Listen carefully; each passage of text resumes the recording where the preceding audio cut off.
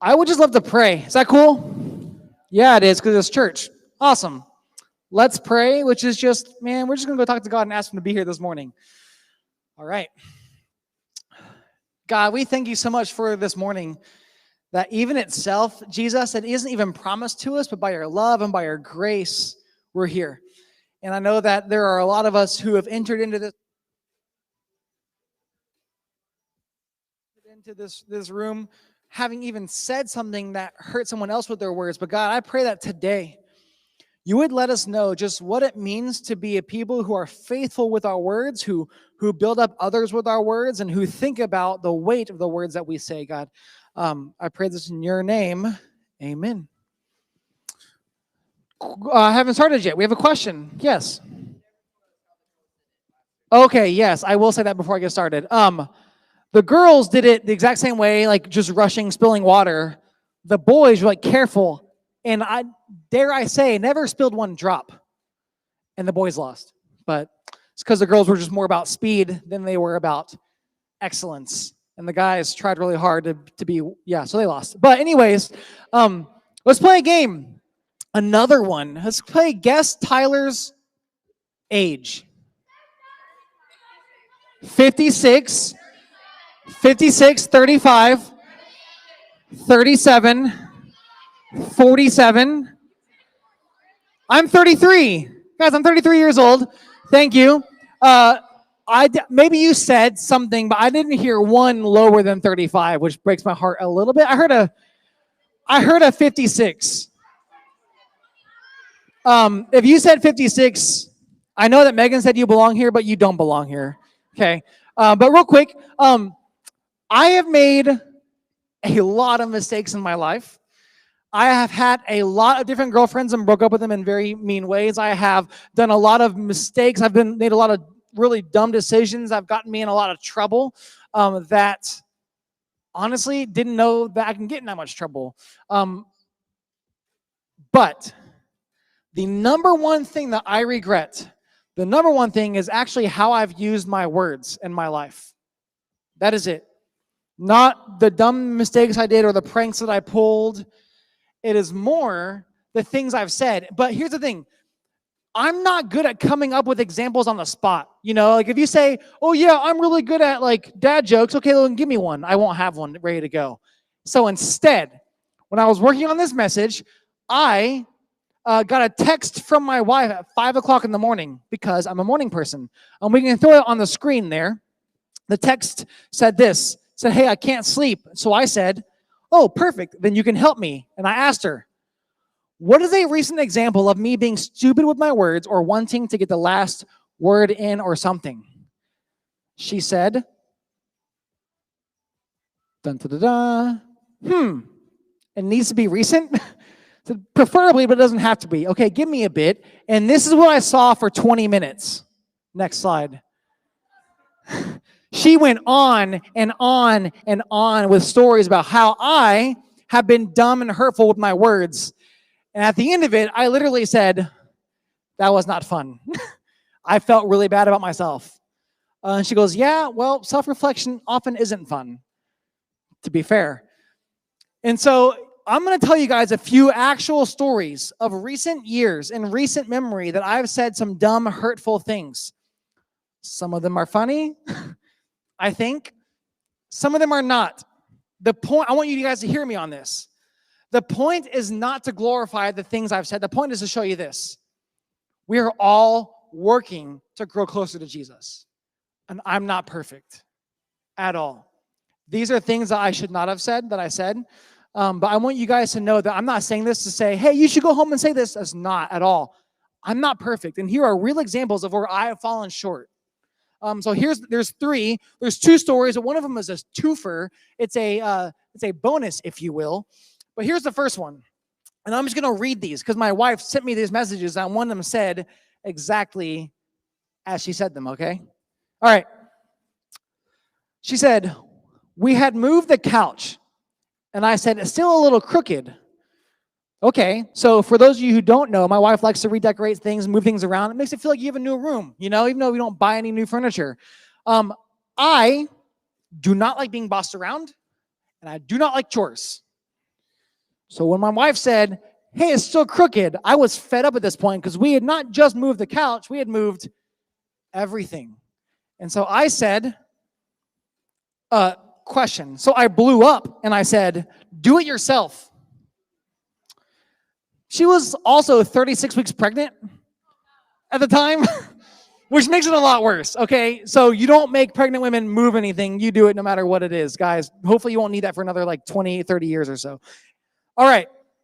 That was one. For this next example, my wife had to get out her journal. It was so bad she wrote it down, right?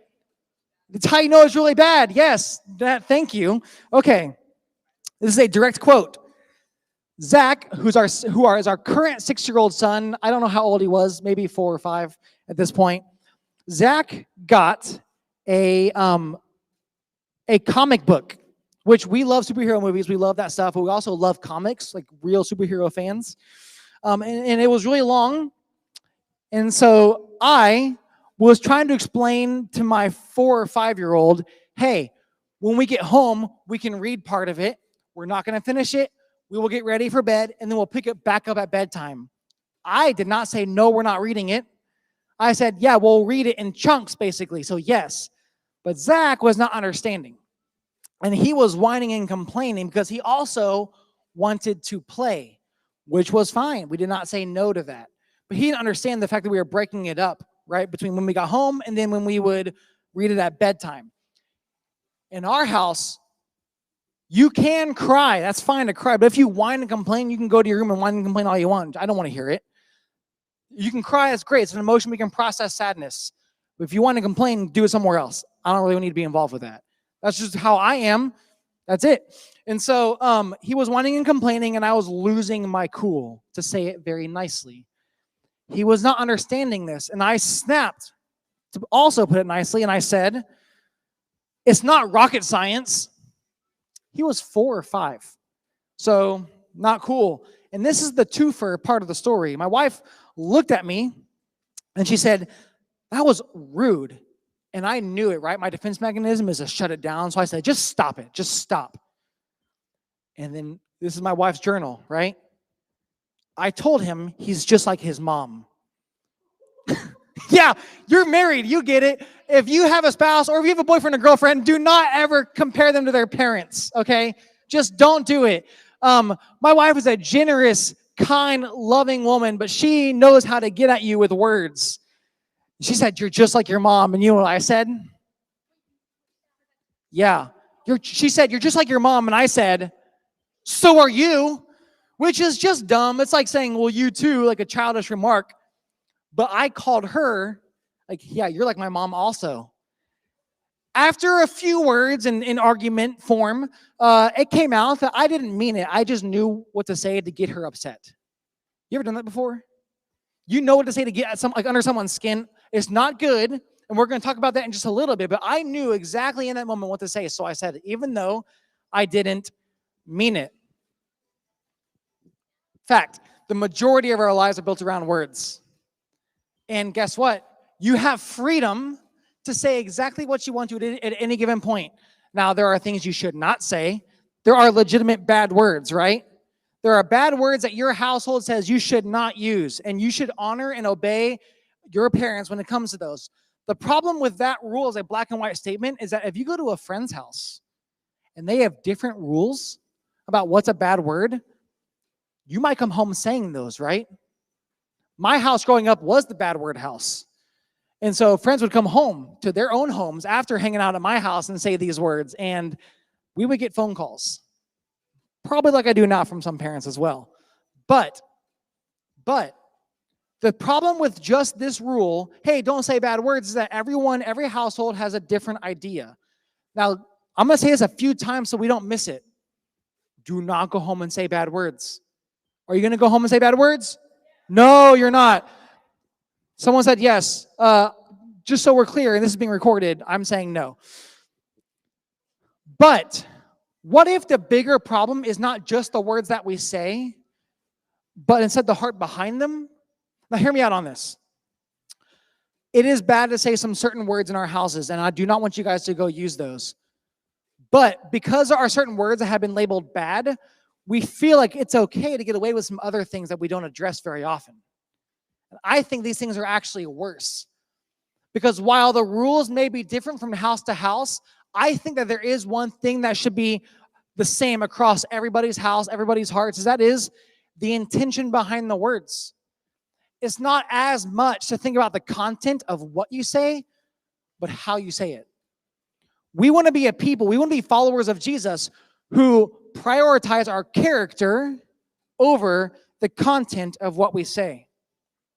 And we have freedom to choose, right? We have freedom to choose. But with that freedom comes a realization that sometimes I choose some pretty bad things. Is it God's best for my life to say to my wife, no, you move it, you're 36 weeks pregnant? Is it? No. Is it God's best for my life to look at my 4-year-old son and say, it's not rocket science, come on?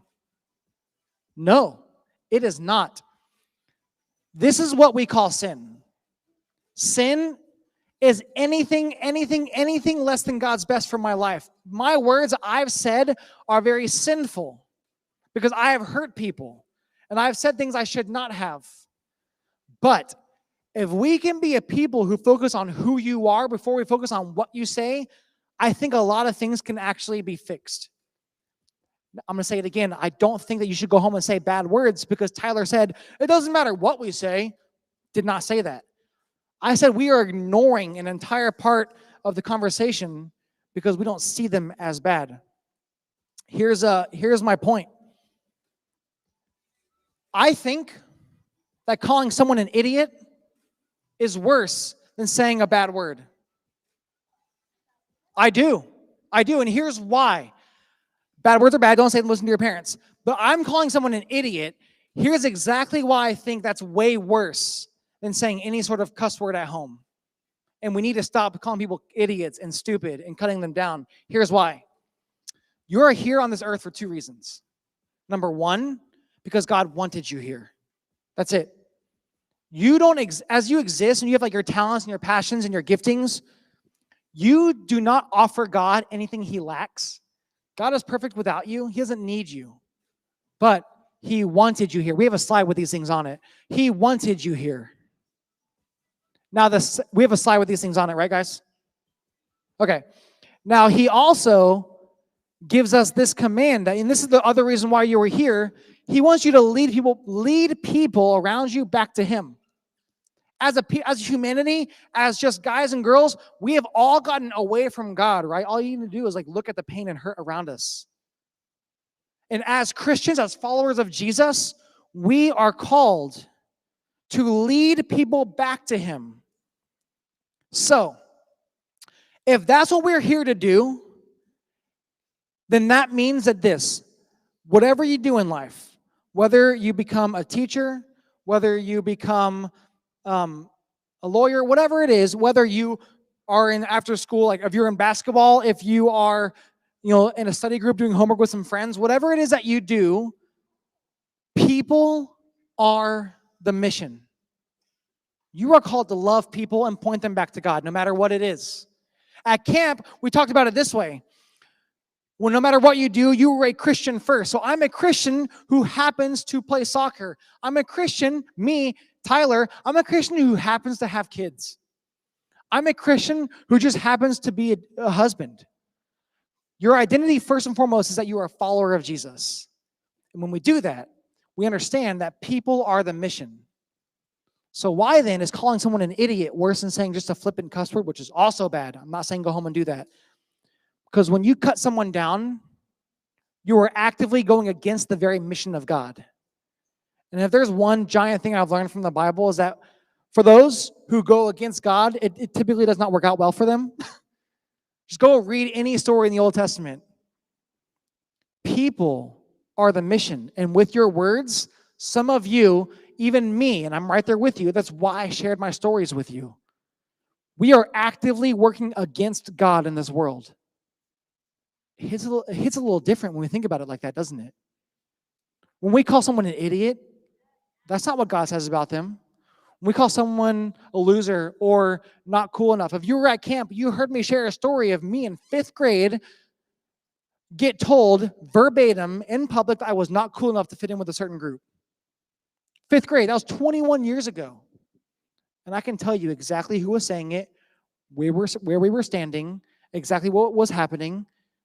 It's like it happened yesterday. Because words have such power. And you have such freedom over that, it can go very wrong real quickly, or it can go very right. So the questions we ask ourselves is, what does God say about this person who's being a complete jerk to me right now? What does God say about my sibling who's just getting under my skin? What does God say about even my parents? Guys, as a parent, I'm not perfect.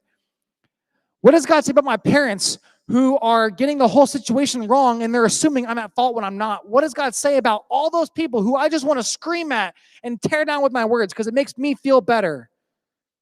He says, don't. Don't. And here's why. James, this is a guy who wrote a book of the Bible called, James. Makes sense. He was the half-brother of Jesus. Jesus had siblings, which would have been pretty awful to be one of his siblings. My brother was top 5% of his high school graduating class, which was like 800 people. He went to a business school that was top tier. He's a lawyer. He was in a band. He was popular. He was like on the basketball team. He was legitimately like perfect. And he wasn't even Jesus. I cannot imagine growing up in that shadow. But James did. And James saw the very character of God. James saw the very character of Jesus, his brother, and how he talked to people. And James says this about how our tongue is to be used for good because he saw it in Jesus. He says this, James chapter 3. In the same way, the tongue is a small thing. It's very small. It's like the size of 2 thumbs. Right? It's a small thing that makes grand speeches. But a tiny spark can set an entire great forest on fire. Among all the parts of the body, the tongue is like this flame of fire. It is a whole world of wickedness. It corrupting your entire body. The tongue, it can set your whole life on fire, for it is set on fire by hell itself. Hell, not a cuss word, a place. This is one of those words where content, it's the same word, but your heart behind it matters. In this context, Jesus is talking about a real place with real fire. Have you guys ever seen fire before?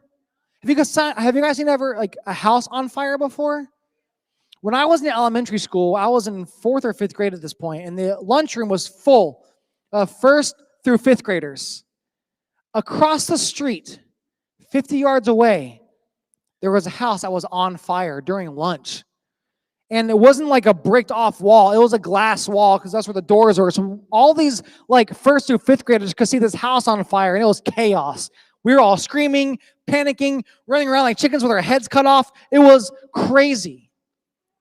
But the fire destroyed the house down to ashes and rubble because the people were like at work. There was no one got hurt, but there was no one to like immediately call the police, right?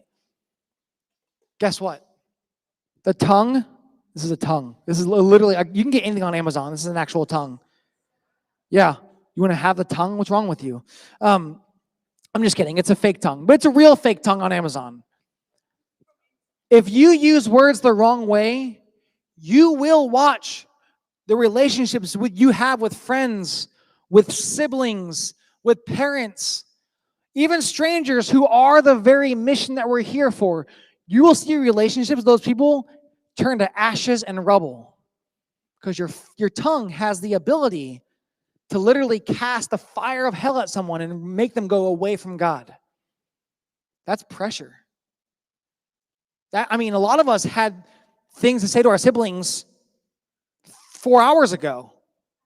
A lot of us have already started the day on the wrong foot with our words. And guess what?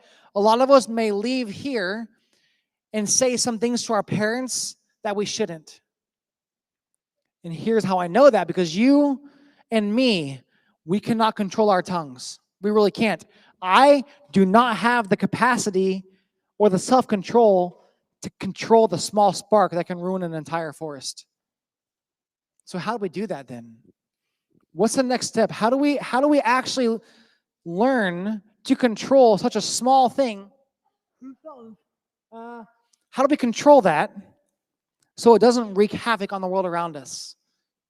There's a Psalm 141, and David actually says it best. He says this: "Take control of what I say, O Lord, and guard my lips." There's this word that we talked about at camp called surrender. That's the word that we use here, surrender. God, I have no control over what I want to say. I don't want to be a jerk, but sometimes these things just come out. God, I clearly cannot control my life. Take control of my tongue, God, please. And here's what you'll see happen. You will not see it magically be better overnight or get perfect, but you will see progress. I can tell you this for a fact. I'm a lot better with my words and a lot better with my intentions and a lot better with my character than I was when I got married 9 years ago. It's scary to think about how bad I must have been back then, right? If I can say all these three things in the past year and a half or so, it's pretty rough. But I can tell you that I'm getting better. So for you sixth graders, the goal is that when you're in eighth grade, do you use your words better than you did now? Do you love people better than you do now? Progress. Eighth graders, when you were a senior in high school, can you look back and say, yeah, I have way more grace and patience because that one person who picks on me or the one person who's a complete jerk or even my sibling in the room down the hall, they are the mission. They are the mission, and I'm never going to forget that. Do you see progress over the course of your life? No pressure to be perfect. I'm not perfect either. If you spent 3 minutes with me, you know I'm not perfect with my words. But I am a lot better with it. And until we learn to surrender and say, God, I can't do this on my own. I need you to do this.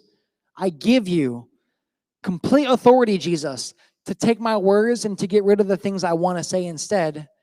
Give me the words that you want to say. Until we can learn to do that, we're going to continue setting fires all over the place. We will. Because Jesus sees your sibling as a wonderful creation. He sees your siblings and your parents as his own children. And you should too. He sees that person in school who is a complete jerk, who is self-obsessed, who is only after to make themselves happy and ruin a lot of people along the way. He sees them as a son or daughter that he created. So let's live like it. And in doing so, let's lead them back to Jesus. We're going to pray, and we're going to talk more about this in our small groups, and I'll give us some instructions here after I pray. God, we thank you so much for who you are, that even this day itself, God, we know it is not promised to us, but by your grace and by your love, we are here. And God, do not let us ruin it. Do not let us waste this day. There is never going to be another September 5th, 2021 that we ever get again. So God, I pray, myself included, that we would learn to use our words in a way that would build your kingdom, not tear it down. In a way that treats people as a mission, not a problem. God, you've put us in our families, in our circles, on our teams to influence the world around us. So teach us to do that, Jesus. Teach us, and God, I speak for myself here, and I pray this is the prayer for everyone in here as well. But we surrender our words to you. The words that we actually do use, God, yes, we want to respect and honor our parents, but also the heart behind our words, the intentions behind them. Let us build up each other instead of tearing each other down. Amen. One thing I want to repeat.